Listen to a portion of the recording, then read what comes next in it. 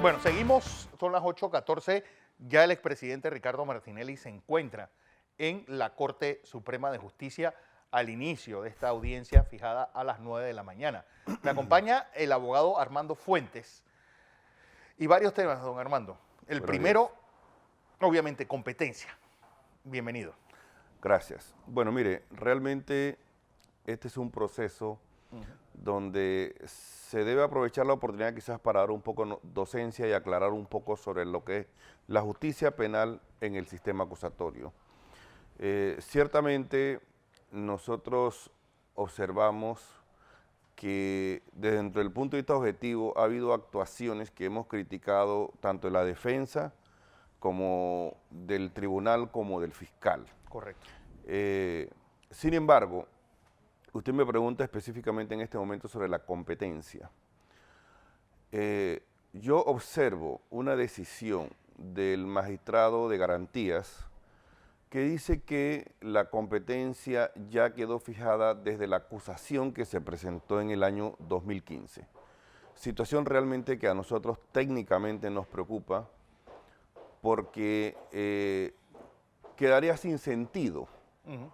¿Para qué se somete a una consideración de que las partes discutan sobre competencia o incompetencia en la audiencia de acusación si él me dice que ya eso quedó fijado desde el año 2015? Entonces, correcto, hay una incongruencia en esa situación de someter a discutir sobre incompetencia. El artículo 31 dice que cuando se ha fijado la competencia, que se ha fijado la audiencia y el tribunal competente, ya esa competencia no se puede cambiar. Eso es cierto, pero se está refiriendo, porque el sistema acusatorio tiene muchas audiencias: audiencia de imputación, audiencia de acusación, audiencia de medidas cautelares, una infinidad, pero hay una audiencia que es la audiencia más importante, que es la audiencia del juicio. Esa audiencia todavía no se ha fijado. De conformidad con el artículo... Y esa es la que el espíritu del artículo está... Por supuesto.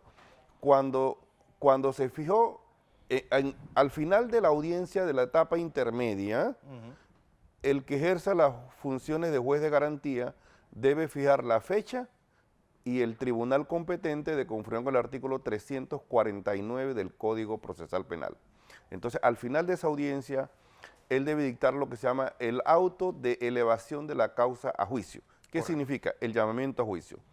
En la audiencia de hoy se van a fijar bien lo que es la litis del proceso, es decir, cuáles son los hechos que vamos a debatir en el juicio, en la audiencia del juicio, cuáles son los delitos por los cuales lo vamos a acusar, cuáles son los grados de participación que se le atribuyen al procesado, o sea, cuál es la pena que se solicitó, y se va a debatir también quién de los querellantes va a actuar en el juicio por el tema del concurso de querellantes. Entonces, solamente puede parir uno. Sí, claro, el artículo 90 del Código de Procedimiento Penal. Resulta entonces que, dice el artículo 349, ese auto de elevación de la causa a juicio debe contener el tribunal competente. Entonces, ese es el espíritu del artículo 349, debidamente coordinado con el artículo 31 del Código de Procedimiento Penal. Es decir, incluso hoy, lo que me explicaba hace un momento Winting Ortega, se puede invocar el hecho de que ya el expresidente no es miembro del Parlacén.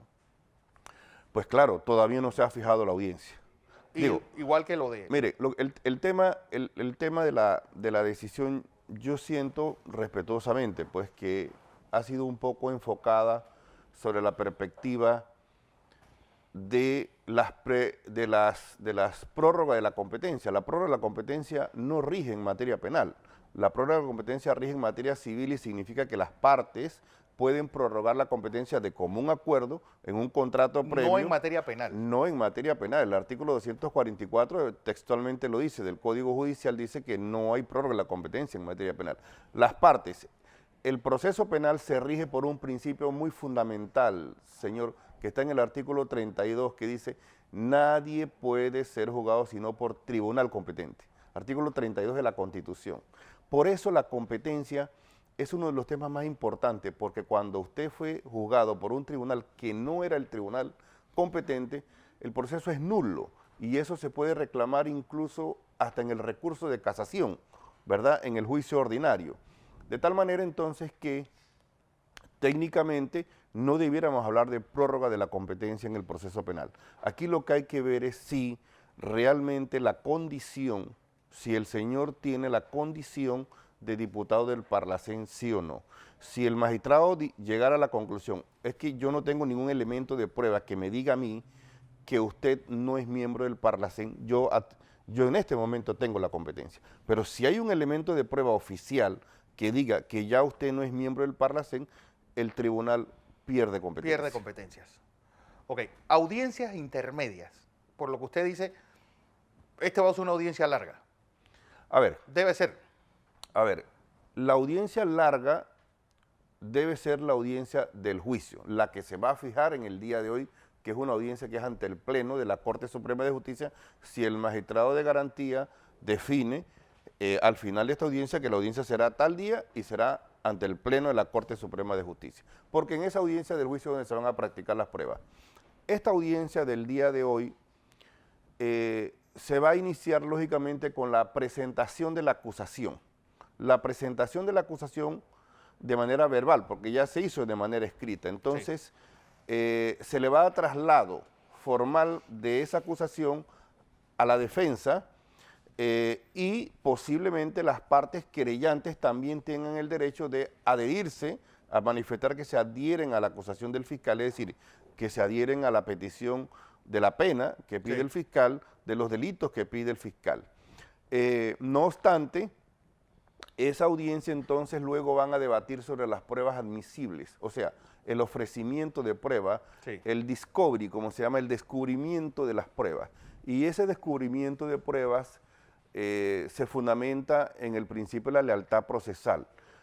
En ese momento yo tengo que revelarle las pruebas que voy a utilizar en el juicio a mi contraparte. O sea, el fiscal no se puede guardar ningún elemento de prueba que no le diga a la defensa que lo va a utilizar en el juicio.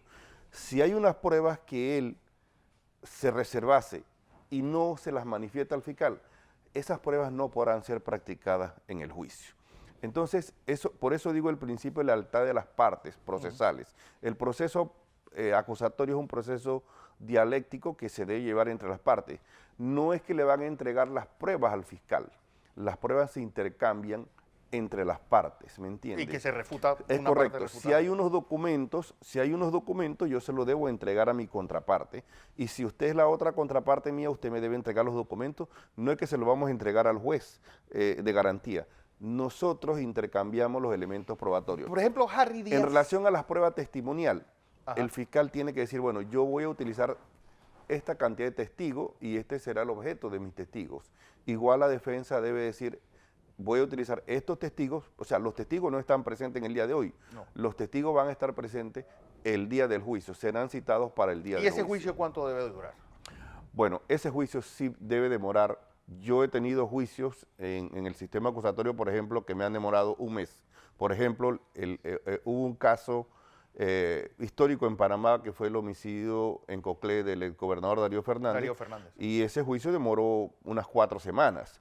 He tenido otros juicios que me han demorado 1 semana y media y otros me han demorado 3 días. ¿Por qué razón se alarga el juicio? Precisamente por la cantidad de testigos, porque el juicio va a hacer las pruebas. Pero aclaro una vez más, en el día de hoy no es que se celebra el juicio, en el día de hoy se debate sobre las pruebas admisibles y se debate sobre la fijación del objeto litigioso desde el punto de vista técnico-jurídico. Visto desde fuera, obviamente yo soy una persona lega en derecho, la actitud del propio magistrado Mejía, es decir, yo no soy tu secretaria, yo no soy no sé qué cosa, ¿sabes? Una actitud arrogante que ahí demuestra hasta cierto punto, no está la balanza de la justicia puesta en el punto cero. Pareciera que estuviera puesta en otra forma. Sí, hemos visto unas actuaciones que realmente yo no dije no son propias. Hizo las cosas y él inmediatamente dijo que él no dijo lo que dijo. Sí, me parece a mí que dice, bueno, pero es que yo no he decidido nada. He visto muchas veces que yo no decidí nada. Pero no entiendo por qué el juez está para decidir, no para decir una cosa, pero yo no la decidí. O sea, el juez tiene que dar seguridad a las partes sobre sus decisiones. Y el lenguaje, lógicamente, tiene que ser un lenguaje respetuoso, ecuánime, más bien de un juez que ahora que estamos en esta etapa inicial está tratando de orientar a las partes donde debe llevarse el tema. He observado un fiscal que, por ejemplo, cuando le dan traslado de la falta de competencia, atinadamente dice, yo creo que sí, pero que eso debe ser competencia, la decisión debe ser del Pleno, o sea, pero realmente no se observa un debate a las partes porque el proceso acusatorio es un proceso para que las partes sean las que adelanten el procedimiento y que el magistrado propicie esa viabilidad, no para que el magistrado sea el dueño del partido, ¿me entiende? O sea, es como cuando en el boxeo el protagonismo del árbitro es el que se va y se deja la pelea. Exactamente, entonces yo siento que el magistrado está pecando de un exceso de protagonismo. Porque si el fiscal dice que no tiene competencia, es decir, Harry Díaz dijo, bueno, no queda otra que decir que él no tiene competencia, ¿por qué la insistencia entonces del juez de mantener el proceso? Bueno, vuelvo y repito, el magistrado ha dicho que la competencia, porque lo que se discutía en ese momento no es la competencia del magistrado. Hay que aclarar este aspecto. Para celebrar la audiencia de acusación, la audiencia de acusación ya estaba hecha y ya se estaba realizando la audiencia de acusación. El problema es que aquí surge una situación que sobreviene, ¿verdad? Sí. Por eso digo yo que al final el artículo, la Corte dice, y el artículo 489, si mal no recuerdo, dice que la Corte es competente para investigar y para juzgar. Pareciera que es lo mismo, pero son cosas diferentes, ¿verdad? En este momento no hemos llegado al momento del juzgamiento. Sí. El Pleno de la Corte Suprema de Justicia, es decir, los 9 magistrados van a tener la función de juzgar a la persona. Ellos todavía, en su momento, van a debatir si ellos tienen la competencia para juzgar o no a la persona. Y esto es bien importante, yo lo digo objetivamente, independientemente de la decisión que se tome. La competencia de un proceso es el corazón de la legalidad del proceso. Correcto. Es decir, si a usted lo juzga un tribunal que no es competente y lo condena a 100 años, pero lo juzgó un tribunal que no es competente, se crea nula ese proceso será nulo. Si lo absuelve, o sea, la norma dice nadie será juzgado, es desde la norma constitucional, y esto es específicamente para la norma penal, porque en el proceso civil no se juzga a nadie, en el proceso estamos jugando pretensiones civiles de dinero, económicas. Por eso es que se habla de que un tribunal civil sí puede mantener... Se puede prorrogar la competencia en un tribunal civil, en un tribunal penal no se puede prorrogar la competencia. Es decir, puede caer este proceso en una nulidad. Pero el gran problema es que los magistrados de la Corte Suprema de Justicia harán su facultad de saneamiento del proceso cuando llegue el día del juicio, o deben hacerla. Si ellos consideran que ellos van a mantener la competencia, pues es el Tribunal Supremo, quizás en Panamá ya el juicio no será nulo porque ya hay una decisión del máximo Tribunal Superior de Justicia y las decisiones de la Corte en esta materia, más el Pleno, serán definitivas en Panamá. No obstante, ese proceso queda todavía una vía de su análisis internacional. Y es... La Convención Americana de Derechos Humanos también consagra en el artículo 8 los mismos principios, el derecho a ser juzgado por tribunal competente, ¿verdad? Correcto. De tal manera entonces que, objetivamente hablando, deben los magistrados de la Corte fijar bien este aspecto de la competencia. No vaya a ser después que en el futuro exista una nulidad de un proceso declarado a nivel internacional, ¿verdad? Que sería una vergüenza para el sistema. Sí, claro. Bueno, don Armando Fuentes, muchas gracias por estar con nosotros.